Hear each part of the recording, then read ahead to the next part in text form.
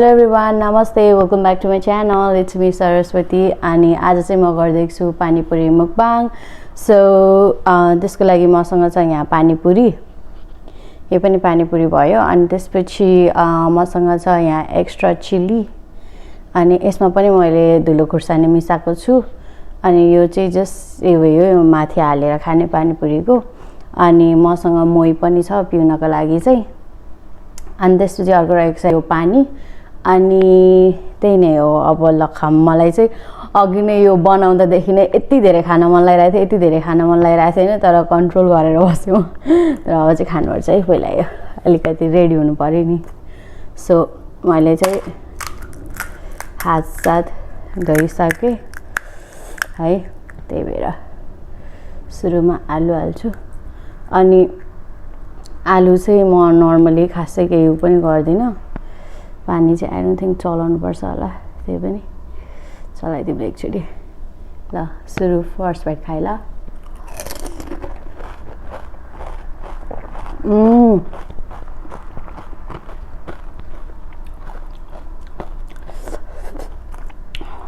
दामी दामी.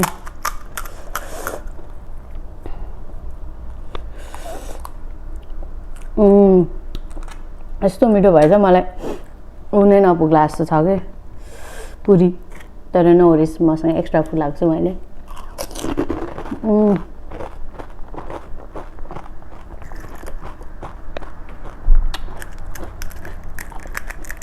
गाइस मैले अब यो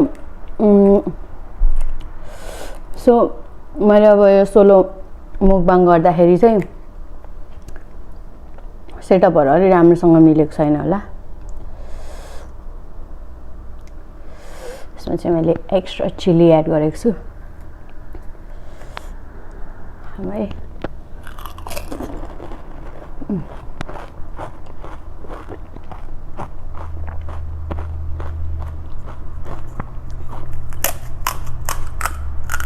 अति नै दामी.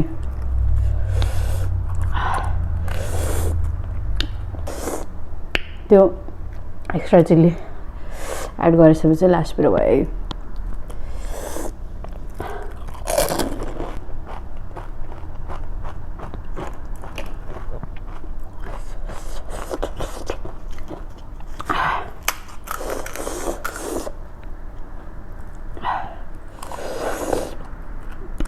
So good.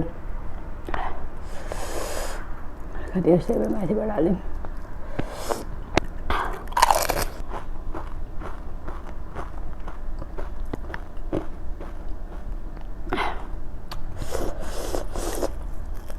पानीपुरी मन नपर्ने त को हुनुहुन्छ होला है? मेरो भ्युअर्सहरूमध्ये कसैलाई पानीपुरी मन नपर्ने छ यहाँ? आई गेस छैन होला. अलिकति पिरो चाहिँ एड गर्नुपर्ने हुन्छ. मलाई चाहिँ हैन पानीपुरी खाइसकेपछि एकदमै अलिकति अमिलो, अलिकति बढी पिरो चाहिन्छ के.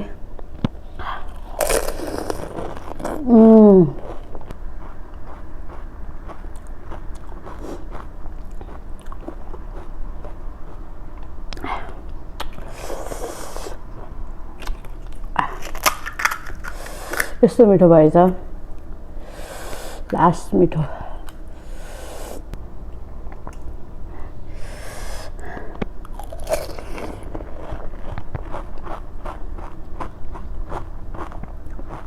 एकदमै मिठो. पहिला पहिला चाहिँ हामी नेपालमा पानीपुरी खान जाँदाखेरि चाहिँ भैयाहरूले एकदमै थोरै आलु हालिदिनुहुन्थ्यो कि. लाइक हुन्छ नि भैयाहरू अब पसलमा खाना गयो भने पसलको मान्छेले एकदमै थोरै के अरे आलु हालिदिने कि. अनि मलाई चाहिँ फेरि आलु एकदमै मनपर्ने कि. एकदमै भरि भरि आलु अनि भरि भरि झोल जस्तो खानुपर्ने है. म चाहिँ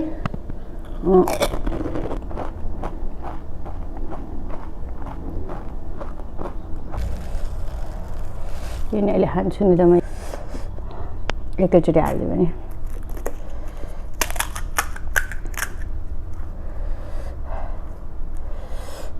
मलाई चाहिँ पानीपुरीको क्रेभिङ आज यस्तो भइरहेको थियो है.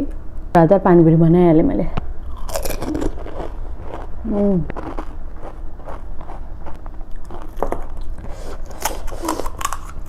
माथिबाट धुलो खुर्सानी पनि एड गरेको नि त अझै. मैले आलुमा चाहिँ थोरै पिरो हालेँ, आलुमा चाहिँ धेरै हालिनँ। पानीमा यसमा चाहिँ रास्सै धेरै भयो।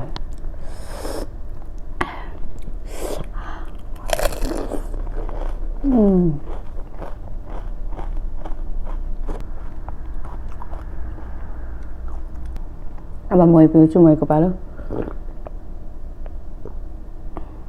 मही र दही चाहिँ जेमा पनि एकदमै मनपर्छ क्या। लाइक हुन्छ नि, यो चाहिँ मेरो अल टाइम फेभरेट जस्तै नै हो क्या मलाई मही र दही चाहिँ। र दही चाहिँ डेरी प्रडक्टमा सबैभन्दा मनपर्ने हो होइन।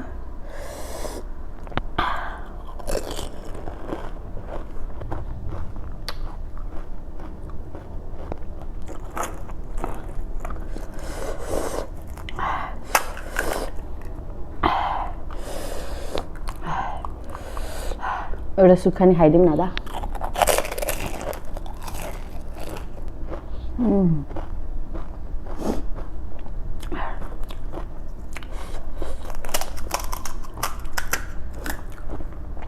सुक्खा पनि मिठो हुँदो रहेछ है।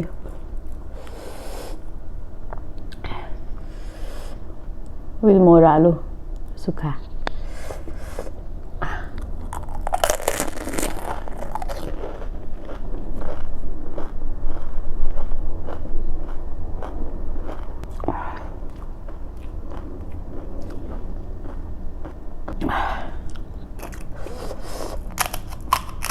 दामी मिठो भयो।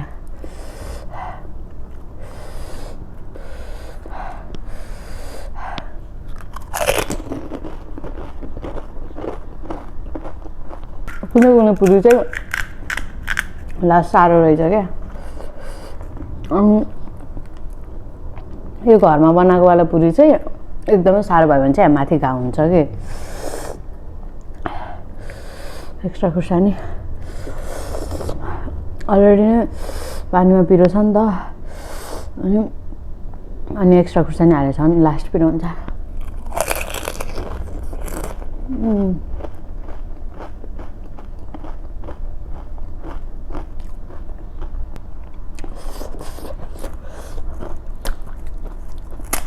लास्ट हामी मैले चाहिँ पुरी र चटपटे गर्न लागेको थिएँ, तर होइन सुरुमा पानीपुरी मात्र गर्छु भनेर पानीपुरी मात्रै गर्न लाग्यो।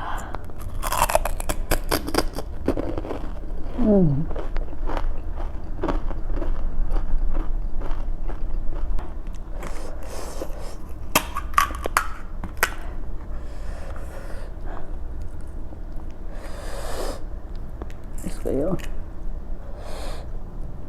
अलिकति खुर्सानी,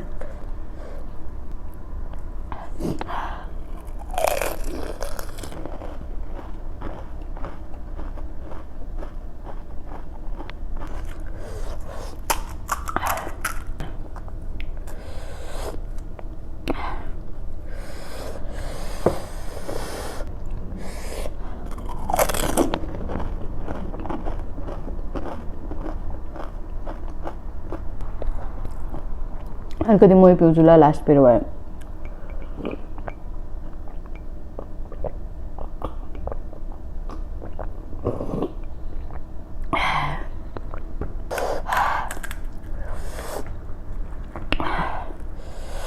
हाइजेनिक मैले 10 चोटि हात धोएँ ल, यो पकाउँदा ओर्दा 10 चोटि हात धोएँ। It's too hygienic.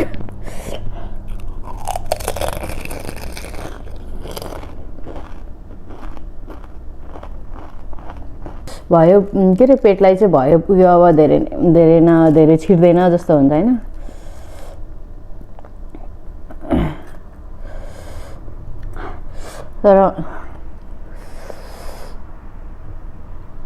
तर मुखलाई चाहिँ पुगेको हुँदैन कि।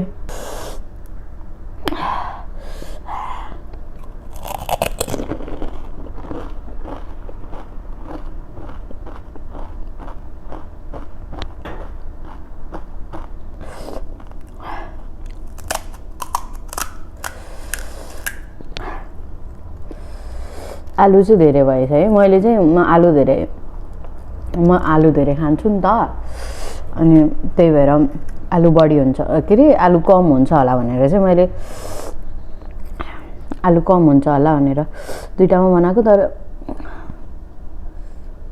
ठिकै भयो।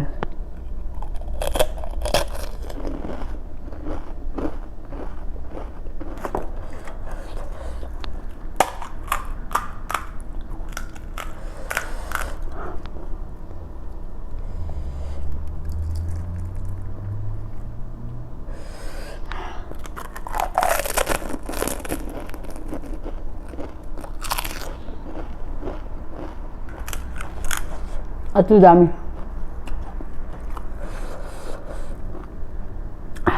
पिठो पनि नाश भयो।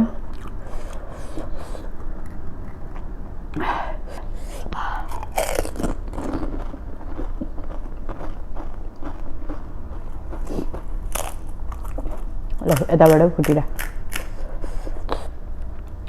आलु चाहिँ धेरै नै भयो।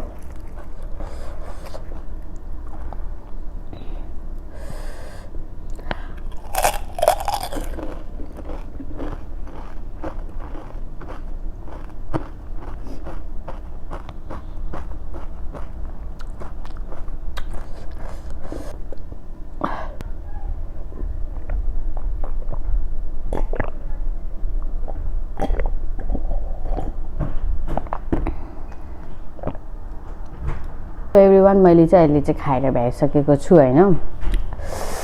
लास्ट टाइम मिठो भयो, पिरो भयो। मै पनि भ्याएँ अनि मेरो भर्खर साथीहरु आएको थियो, त्यो एउटा अलिकति डिस्टर्बेन्स भयो, तर नो वरिज। त्यही हो, एकदमै मिठो भयो। मैले एकदमै इन्जोय गरेँ। होप तपाईहरुले पनि भिडियो हेरेर इन्जोय गर्नुभयो होला। त्यही नै हो। अब म अर्को नेक्स्ट भ्लग पनि हुन सक्छ, मुकबाङ पनि हुन सक्छ।